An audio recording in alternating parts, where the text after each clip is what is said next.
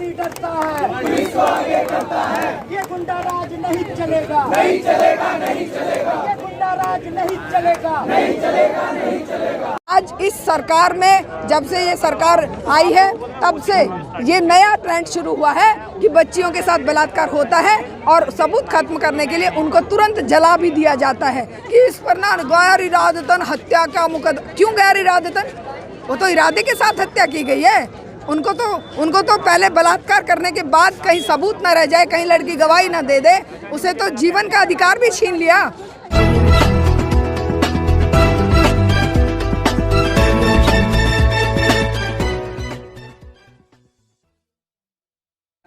नमस्कार, मैं विकास एक बार फिर से ओल्ड नागल में दिल्ली कैंट। और जो ये घटना पूरी हुई है, इस घटना पे पहले दिन से जो नज़र इन्होंने बनाई हुई है, इस समय मेरे साथ है। और क्या नाम है आपका? शारदा दीक्षित। शारदा दीक्षित जी मेरे साथ हैं इस समय। और पूरी घटना किस तरीके से हुई थी और अभी तक उसमें क्या चल रहा है जानने की कोशिश करते हैं। तो शारदा जी, क्या हुआ था, पूरा मामला बताएं। असल में ये बिटिया अपनी माँ के साथ यहाँ जो दरगाह है उस दरगाह पे रहती थी और इसकी माँ कचरा वचरा बीनने का या अपना डेली वेजेस का जो मजदूरी का काम है वो करती थी। और ये बिटिया पानी पीने के लिए, उस दिन पानी लेने के लिए वहाँ शमशान घाट पे गई है क्योंकि वहाँ पर ठंडे पानी का कूलर लगा हुआ था। अब ये बिटिया गई है और वहाँ उन दरिंदों ने जो वहाँ पर बैठे शराब पी रहे थे, 4 लोग और साथ में वो जो वहाँ का पुजारी है वो, उन लोगों ने वहाँ दरिंदगी उसके साथ की है। और जब वो लड़की लौटी नहीं तो यहाँ से उसकी माँ उसे ढूंढने के लिए जैसे निकलती है, उधर से वहाँ का पुजारी एक बंदे को भेजता है रिक्शा वाले को कि जाओ उसको बताया कि उसकी बेटी को करंट लग गया है। ये लेडी आती है तो उसकी बेटी को लिटा रखा था बेंच पे, उसके मुंह से खून निकल रहा था। जैसे उसकी मम्मी ने बताया, उसके मुंह से खून निकल रहा था और मुंह से मतलब नाक से खून निकल रहा था, मुंह से पानी निकल रहा था और चोटें लगी हुई थी। तो बोले कि इसको करंट लग गया है। तो उसने कहा कि हॉस्पिटल ले चलते हैं या पुलिस को बुलाते हैं। तो वो बोले कि नहीं, इसको ना अभी संस्कार करना पड़ेगा क्योंकि पुलिस को बुलाया तो इसका पोस्टमार्टम होगा और इसके अंगों को पुलिस निकाल के बेच देगी, इसके लाश की दुर्गति कर देगी, इसलिए हम इसका संस्कार कर देंगे।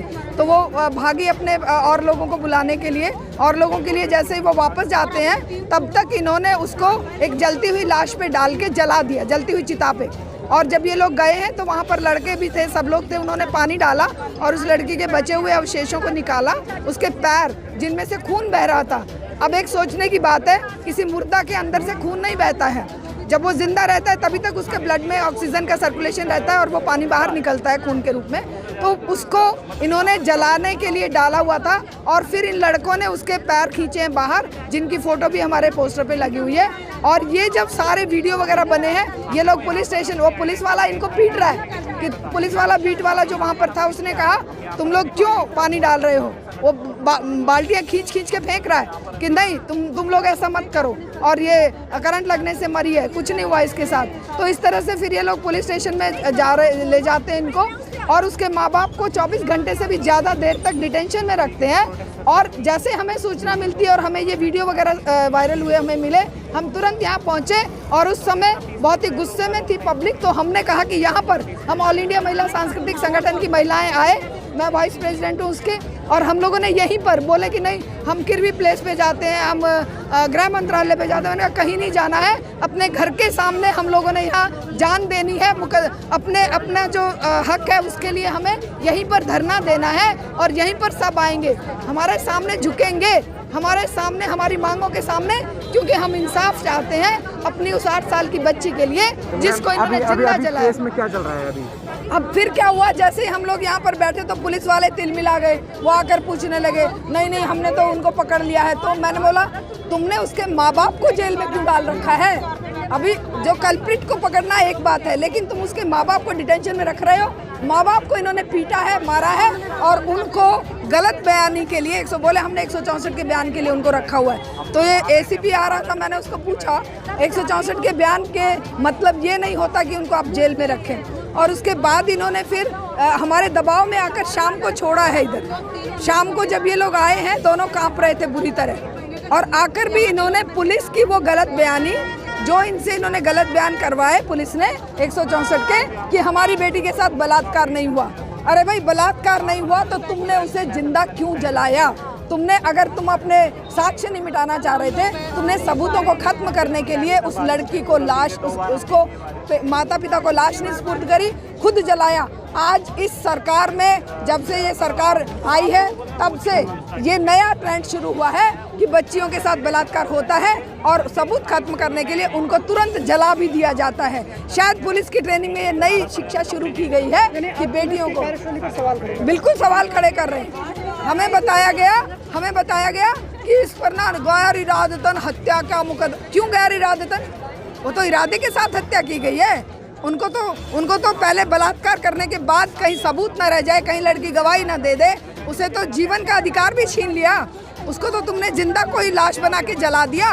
तो ये पुलिस, ऐसे जघन्य कृत्य की घटनाएं आए दिन सामने आ रही है, तो फिर ये कैसे रुकेंगे? आपको क्या लगता है? देखिए, ये रुकेंगी ही नहीं। क्यों? क्योंकि सरकार पानी की तरह शराब परोस रही है। पानी नहीं मिलेगा, शराब हर जगह, हर गली मोहल्ले, नुक्कड़ और दुकान पे मिल जाएगी। चाहे वो पान की दुकान है, वहाँ नशा ले लो।